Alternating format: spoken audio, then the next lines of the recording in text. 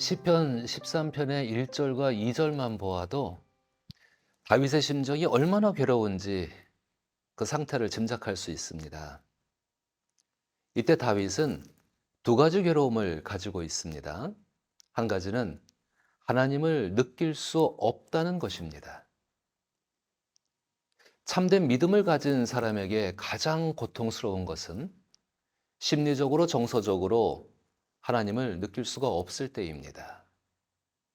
이 시에서 다윗도 어느 때까지라는 표현을 하고 있는 것을 보면 이전에 인내의 한계를 느끼며 하나님, 그만하면 충분하지 않습니까? 라고 절규하듯 하나님께 호소하고 있습니다.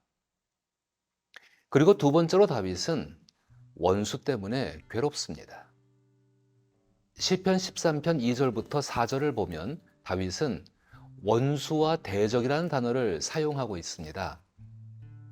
실제로 탄원 시들을 보게 되면 원수 개념을 구체화시키지 않고 하나님의 뜻을 거역하는 모든 일반적인 세력을 총칭하는 말로 사용을 합니다. 하나님의 원수이며 동시에 시인 자신의 원수가 되는 자들을 폭넓게 원수 또는 대적들 또는 악인이라고 부릅니다. 이 원수들의 목적이 뭘까요? 바로 하나님의 뜻을 따라 사는 사람들, 그 사람들을 증오하고 증오하는 대상을 완전하게 소멸시키는 것입니다. 혹시 이런 경험들이 있으십니까?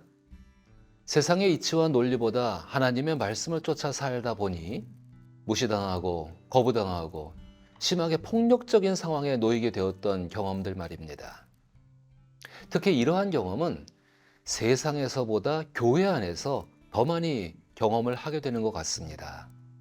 경건한 삶을 사는 것처럼 보이나 시편 12편에 나오는 두 마음을 품은 외식하는 자처럼 입으로는 하나님과 교회를 위한 것처럼 말은 하지만 자신의 뜻을 하나님 말씀보다 더 앞세워 자신의 정치적 편의와 유익 혹은 자신의 생각을 관철시키려는 것을 더 중요하게 여기는 사람들로부터 무시당하거나 핍박당하는 경험들.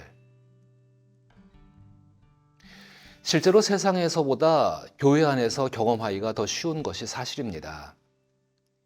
이런 경험을 해본 사람들은 알 것입니다.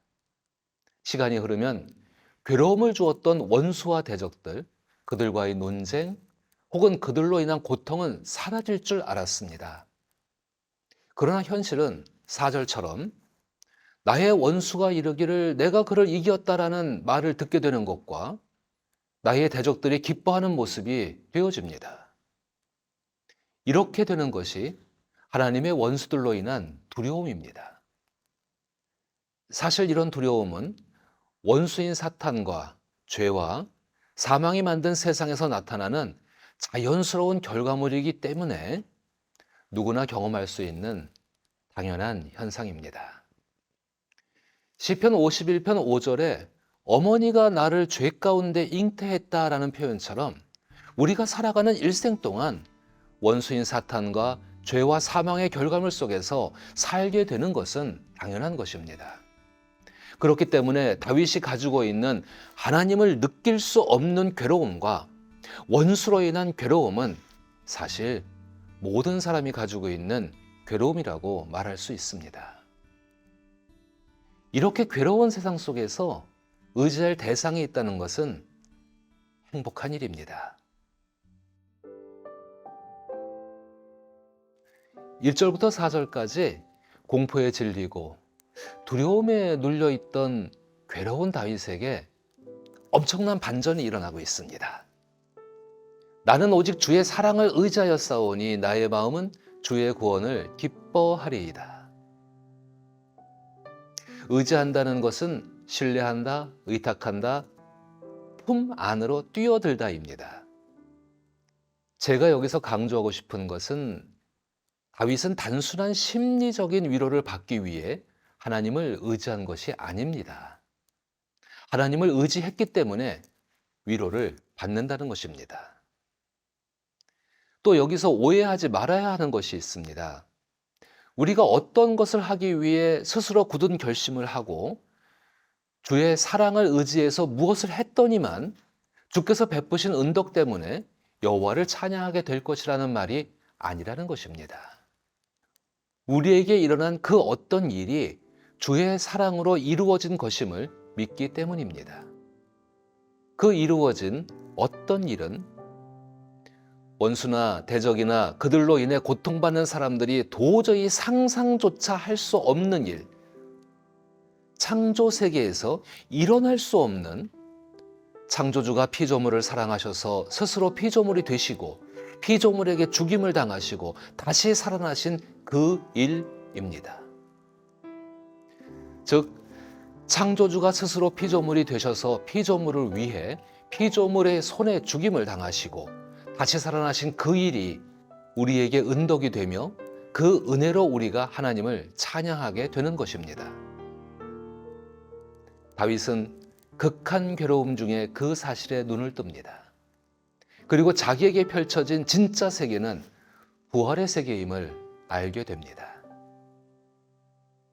아직 오지는 않았지만 이미 시작된 부활의 삶을 다윗은 알게 된 것입니다. 그것이 다윗이 알게 된 은덕입니다. 다윗은 이제 3절에서 말한 것처럼 사방에 잠을 잘 것 같은 두려움으로부터 더 이상 괴로워하지 않습니다. 높은 파도가 일렁여도 마치 구명조끼를 입고 그 파도에 자기 자신을 맡기듯이 자기의 몸을 하나님께 의지함으로 편안합니다. 다윗을 감동시킨 성령은 성경과 기도를 통해 이미 우리에게 시작된 부활의 세계에 눈을 뜨고 그 세계의 전부이신 주 예수 그리스도를 확신하게 합니다. 성경을 자기 입맛대로 해석해서 믿는 것을 주의해야 하는 것처럼 기도 역시 주의해야 합니다. 하나님께 예수님의 이름으로 기도하면 이루어진다는 말은 분명한 사실입니다. 그러나 기도하면 이루어진다라는 말과 하나님께서 이루신다는 말은 구분해야 합니다. 기도는 하나님을 의지하는 가장 중요한 방법입니다. 기도를 통해서 하나님과 마음으로 하나가 되고 살아계신 하나님 안으로 들어갑니다. 그러나 우리가 잊지 말아야 할 것은 기도를 이루시는 분은 하나님이시라는 것입니다. 믿음으로 드리는 기도는 하나님께서 하나님의 뜻을 이룬다는 신앙의 고백 위에 드리는 것입니다. 그 기도 속에서 기도를 들으시는 하나님은 영원한 세계로 인한 기쁨을 주십니다. 자, 예수를 당신의 그리스도로 고백하고 믿으십니까? 그리고 기도하십니까?